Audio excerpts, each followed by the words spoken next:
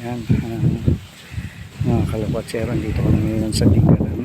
So sa pinakamataas ng bundok na Dinarayo.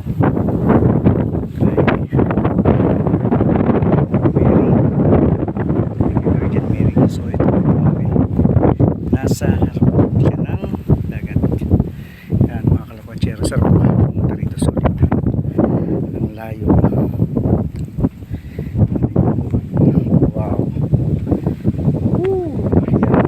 Sierra Madre. So, ito yung sarap ng hangin.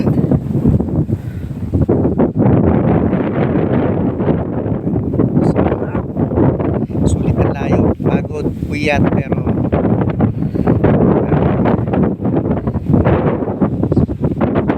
sulit ba? Hangin ano? Parang dito pala tanggal na pagod eh.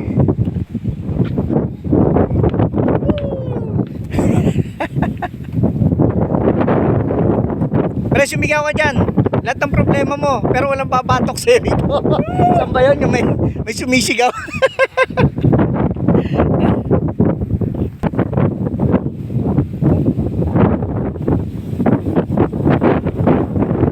Lighthouse, ayun. Ang lighthouse, as dinarayo ng mga tao.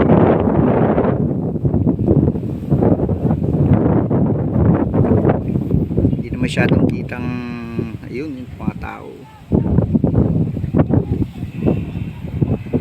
Lighthouse. Iyak ang motor papunta rito. Yan ang Pulillo Island.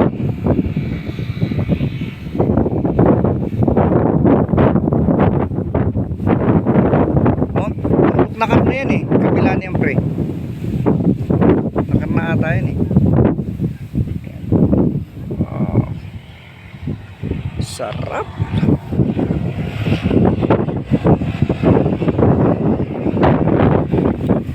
Guys, Patsero, sarap, sulit. Yan. Ito po ang kanyang kasaysayan ng ina ng kapayapaan at mabuti paglalakbayan. La Nuestra Señora de la Paz en buen viaje. La Nuestra Señora de la Paz en buen viaje. Ang patron ng kapayapaan, mabuti paglalakbay. Ang patron ng isla na siyang sumasailan ng malaking sektor ng bayan ng Tinggalan. Ang imahe dumating ng May 31, 1947. Nang ito ay bigay ni Don Felipe Bencamino bilang regalo sa karawan ng kanyang may bahay na si Ginang Maria Bencamino.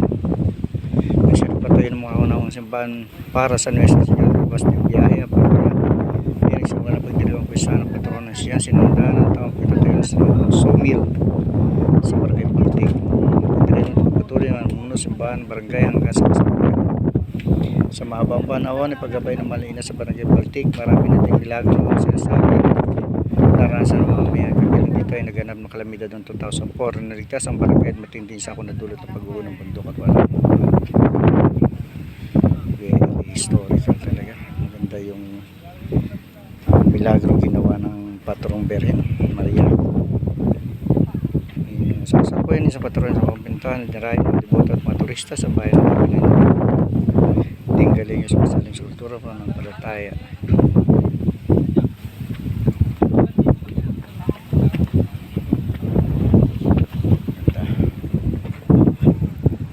Nakaharap po talaga siya sa dagat.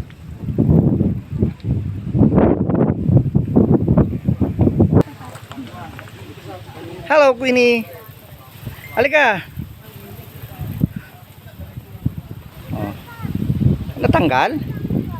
Oh, yan mo lang. Are you happy? Yes, galing.